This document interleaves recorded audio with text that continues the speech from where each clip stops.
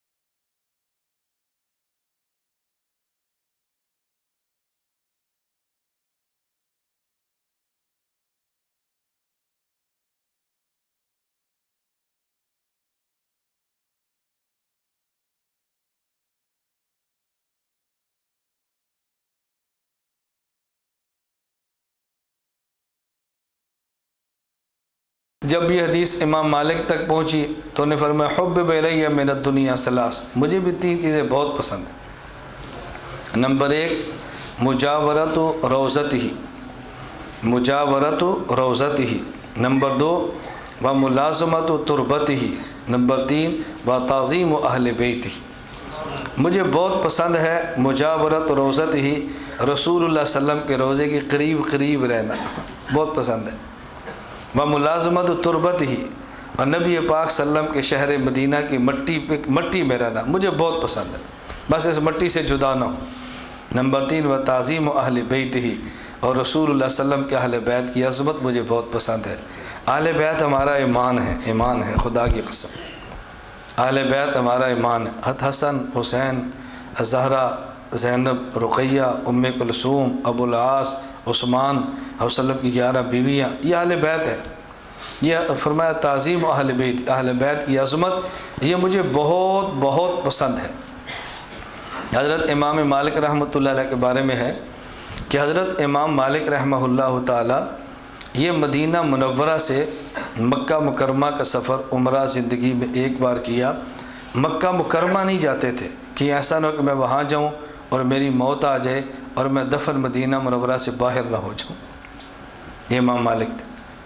اور ادب اتنا تھا، مدینہ منورہ میں چلتے تو جوتے نہیں پہنتے تھے کہ ایسی جگہ پر پاؤں نہ پڑیں جہاں رسول اللہ صلی اللہ علیہ وسلم کا مبارک پاؤں پڑا ہے۔ اور جب حدیث پڑھانے بیٹھتے تو ایک جوڑا ایک دن، دوسرے دن دوسرا، تیسرے دن تیسرا، اگر سال کے 360 دن ہیں تو 360 جوڑے ہوتے، ہر روز ایک سوٹ بدلتے، اور جو ایک مرتبہ پہن لیتے زندگی میں دوبارہ نہیں پہنتے تھے۔ ایک یمن کے تاجر نے امام مالک رحمۃ اللہ علیہ سے کہا تھا کہ آپ یہ پڑھاتے رہیں اور جتنی آپ کو ضرورت ہو یہ ہمارے ذمہ ہے، یہ سوٹ اور کپڑے میں دوں گا، آپ ہر روز نیا سوٹ پہن کے حدیث پڑھایا کریں۔ میں ساتھیوں سے کہتا ہوں کہ اللہ ایسے تاجر ہمیں دے، لیکن اگر ایسے نہ ملیں تو کم از کم ایسے دے جو ہمارے کپڑے دے کر پریشان نہ، کم از کم ایسے دو جو ہماری گاڑی دے کر پریشان ہو، ایسے تو بولا۔ ان کو وہ ملے جو دیتے تھے، اور ہمیں وہ ملتے ہیں جو پوچھتے ہیں یہ کہاں سے آئے ہیں، بس یہ ایسے نہ ملے جو کہاں سے آئے ہیں، اتنا ہی کافی ہے۔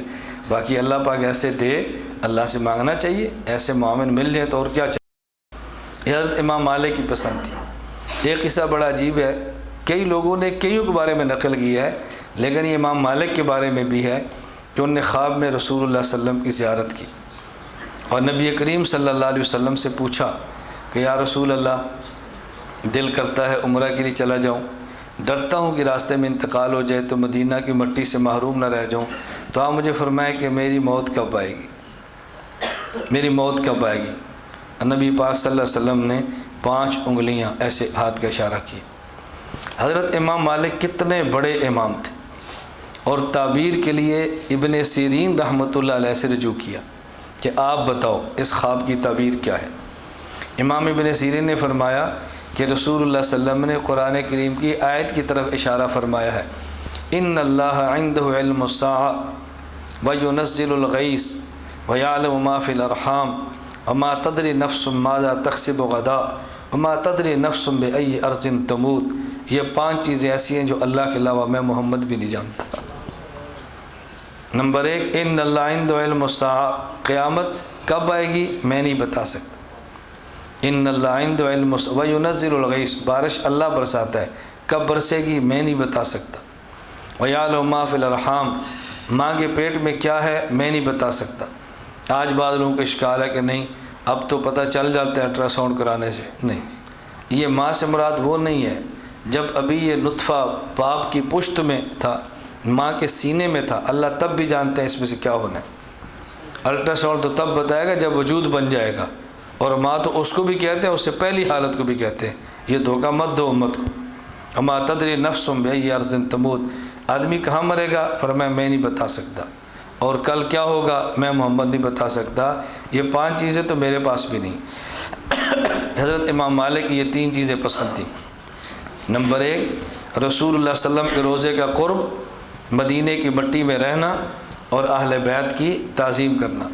آپ اس سے ایک چھوٹا سا مسئلہ سمجھ لیں بڑی اچھی طرح، اور میں آپ سے کہتا ہوں غلط فہمی کے اندر مت رہیں۔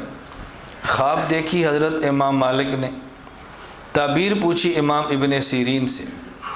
امام مالک بہت بڑے امام ہیں، امام ابن سیرین سے علم میں بہت آگے ہیں، اور تعبیر امام ابن سیرین سے کیوں پوچھی؟ اس لیے کہ تعبیر یعنی خواب کا مطلب کیا ہے، اس خواب کی تعبیر کیا ہے، یہ فن امام مالک کا نہیں تھا، یہ فن امام ابن سیرین کا تھا۔ اس سے ہمیں یہ سبق ملتا ہے کہ یہ مت دیکھیں کہ بڑا کون ہے چھوٹا کون ہے، یہ دیکھیں یہ فن کس کا ہے، یہ دیکھیں یہ فن کس کا ہے؟ آج اس غلط فہمی کے اندر بعض لوگ ہم سے کٹ جاتے ہیں، ہم سے بعض اس غلط فہمی کے اندر کٹ جاتے ہیں۔ یہ بات سوچ لیں، میں بڑے شرح صدر کے ساتھ بحمد اللہ تعالیٰ کہتا ہوں، میں بڑا نہیں ہوں، میرے مرکز کے اساتذہ، ہماری جماعت عالمی اتحاد اہل سنت والجماعت، یہ بڑے نہیں ہیں، بہت چھوٹے ہیں، لیکن فتنوں کا دلیل سے رد کرنا یہ فن ہمارا ہے۔ فتنے کا علاج کرنا، اس کا حل کیا ہے، یہ فن ہمارا ہے، اور یہ اللہ کریم نے اپنے کرم سے اور محنت کی برکت سے ہمیں دیا ہے۔